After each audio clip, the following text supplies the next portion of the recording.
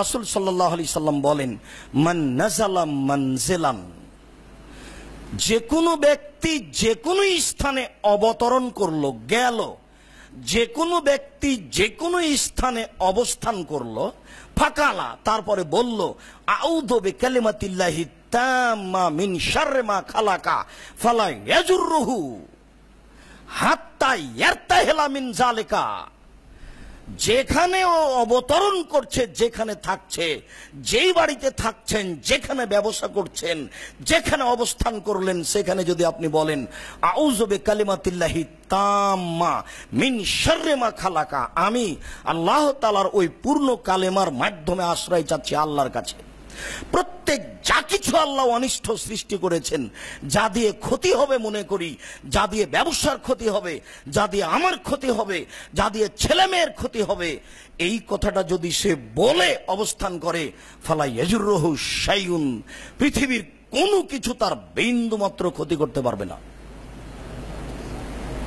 আউযু বিল্লাহি বিকালিমাতিল্লাহি তাম্মা মিন শাররি মা খালাকা, এই কথাটা মাঝে মধ্যে বলবেন, কোন জায়গায় অবস্থান করলে বলবেন, বাড়িতে অবস্থান করলে বলবেন, কোন সমস্যা দেখলে বলবেন। রাসূল সাল্লাল্লাহু আলাইহি সাল্লাম বলেছেন, কোন প্রকার সমস্যা তার ক্ষতি করতে পারবে না।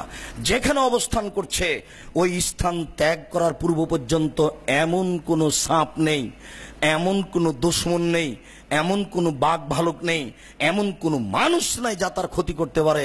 এই কথা রাসূল সাল্লাল্লাহু আলাইহি সাল্লাম বলেছেন। আপনি এই দোয়া পড়ে সেখানে অবস্থান করবেন, আউযু বিকালিমাতিল্লাহি তাম্মা মিন শাররি মা খালাকা, তাহলে আপনার আর কোনো ক্ষতি হবে না। এই কথা রাসূল সাল্লাল্লাহু আলাইহি সাল্লাম বলেছেন। মানুষ কেন মানুষের কাছে আশ্রয় নিল? মানুষ কেন জিনের কাছে আশ্রয় নিল? কোথাও আশ্রয় নেওয়াই পাপ, কাবিরা গুনাহ, শিরক। বেশি যদি খারাপ লাগে সূরা ফালাক আর সূরা নাস পড়বেন।